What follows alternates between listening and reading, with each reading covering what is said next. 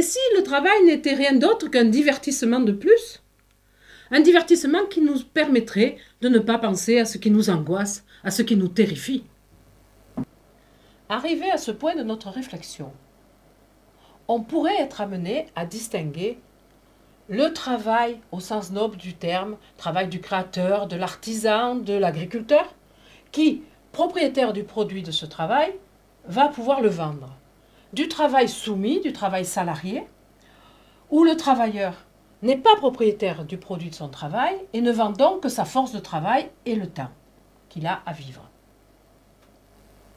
Cependant, lorsqu'Hegel a montré le côté noble du travail, il s'opposait à toute une tradition philosophique qui, depuis l'Antiquité et encore dans nos temps modernes, voyait dans le travail, quel qu'il soit, sous quelque forme que ce soit, et même plus que dans le travail, dans toute activité, y compris celle qu'aujourd'hui nous appellerions une activité de loisir, qui voyait dans toute activité une action déshumanisante et avilissante pour l'homme. Les Grecs, par exemple, différenciaient théoria et praxis, c'est-à-dire la contemplation des idées pures et le concret, la technique. Ils méprisaient un peu les ingénieurs au bénéfice des chercheurs fondamentaux.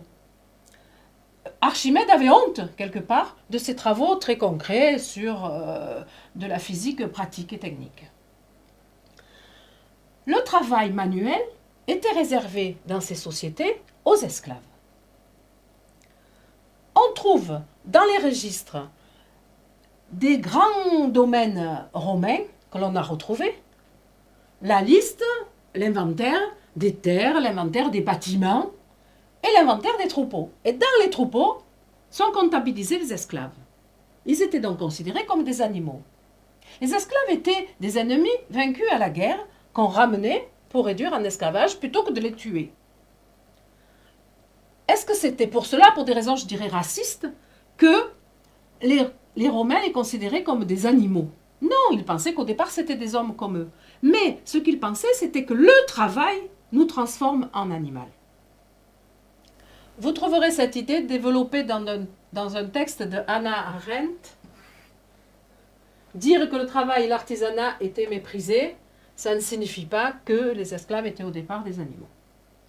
Vous comprenez donc que les aristocrates de l'Antiquité ne prenaient pas le risque d'être transformés en animaux et donc déléguer le travail à des gens qui, de toute façon, préféraient ça à la mort. Cette idée que le travail, loin d'humaniser l'homme, le rapproche de l'animal, va perdurer au-delà de l'Antiquité et même après Hegel et Marx. On la trouve dans un texte fort intéressant de Kierkegaard, qui est sorti au bac, déjà il y a quelques années, et dont vous avez là l'intégralité dans la référence. C'est un texte qui fait tout d'abord l'éloge de l'oisiveté. L'oisiveté, loin d'être, comme on le dit, la mère de tous les vices, est au contraire quelque chose de divin. Qu'entend-il par oisiveté? En aucun cas ce que nous appelons, nous, les loisirs. Pour lui, les loisirs, c'est aussi de l'activité. Lire, faire de la musique, c'est une activité. Donc c'est bien d'une activité qu'il faut se défendre, et non pas du travail seulement, mais de toute activité. Donc que fait-on de cette oisiveté, de ce grand vide, au fond? Celui qui ne connaît pas la réponse à cette question, pour Kierkegaard, n'est pas à proprement parler un homme. Il ne s'est pas élevé au rang de l'humanité. Que permet l'oisiveté? L'oisiveté permet de s'adonner à la pensée pure, à la réflexion profonde, à la théorie, aux mathématiques fondamentales, ou à la religion, ou à la métaphysique. En fin de texte, Kierkegaard dénonce quelque chose qui est au fond très moderne. Le fait de remplir le vide de notre emploi du temps. Et par exemple, d'organiser nos loisirs comme si c'était une affaire de travail. On prend un emploi du temps, on calcule un itinéraire, on calcule un budget. On ne laisse jamais de place au vide. On occupe les enfants à tout moment par des activités diverses et variées. Il existe une activité intarissable qui exclut l'homme du monde spirituel et le met au rang des animaux, qui instinctivement doivent toujours être en mouvement. Et il dit on s'occupe de nos loisirs comme de nos affaires de bureau. Pourquoi l'homme, en permanence, s'agite, y compris dans les périodes où il est vacant? Eh bien, Pascal a répondu à cette question. Pour lui, c'est parce que lorsque nous commençons à ne rien faire, nous commençons à penser. Et nous pensons à quoi? À des choses terribles. Au fait que nous sommes des petits êtres misérables qui ne sont pas infinis, qui vivent dans un monde qu'ils ne maîtrisent pas, qu'ils ne comprennent pas, qui ne savent pas pourquoi ils sont sur cette terre ni où ils vont. Et surtout, on prend conscience de notre mort. Ce sont des pensées angoissantes. Donc, pour éviter cette angoisse, nous occupons notre temps et notre esprit, aussi bien dans le travail que dans les loisirs. Il dit, lorsqu'on danse, on doit penser à ce que font nos pieds. Notre tête est prise. Ça nous évite de penser au fait qu'on va mourir. Travailler ou s'amuser pour ne pas penser aux questions angoissantes, c'est ce que Pascal appelle le divertissement. Vous devez connaître ce concept, il est important. Divertissement, non pas, donc, au sens simplement d'amusement, puisque le travail en fait partie, mais au sens de diverger, aller voir ailleurs. Vous le trouverez expliqué dans ce texte en référence. Il dit au fond que les hommes, ne pouvant pas ignorer qu'ils étaient mortels, se sont organisés pour ne pas y penser.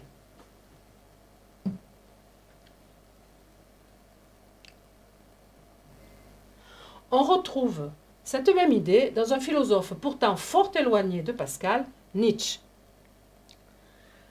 Vous le trouverez dans le texte en référence, dans lequel il explique qu'au début on travaille parce qu'on a besoin de travailler pour vivre, qu'ensuite on travaille parce qu'on a besoin de travailler, parce qu'on a le besoin de travailler. On ne peut plus se passer de travailler.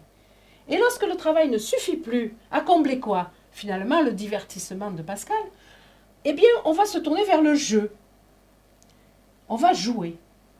Mais que parfois, on arrive à la limite de ce processus. Et qu'à la limite de ce processus de divertissement, mélangeant Pascal à Nietzsche, eh bien, on est attiré vers une autre façon d'être, une autre façon de vivre, qu'il exprime si joliment en disant, cette façon d'être, elle est ce que planer est à danser, et ce que danser est à marcher. Et pour lui, il l'assimile à l'activité des philosophes et des artistes. Arrivé là, nous avons des gens qui nous ont dit que le travail humanisé, c'était une valeur sur laquelle on pouvait construire son identité et une société. D'autres qui disent qu'au contraire, le travail nous détourne des choses fondamentales, essentielles de l'être humain.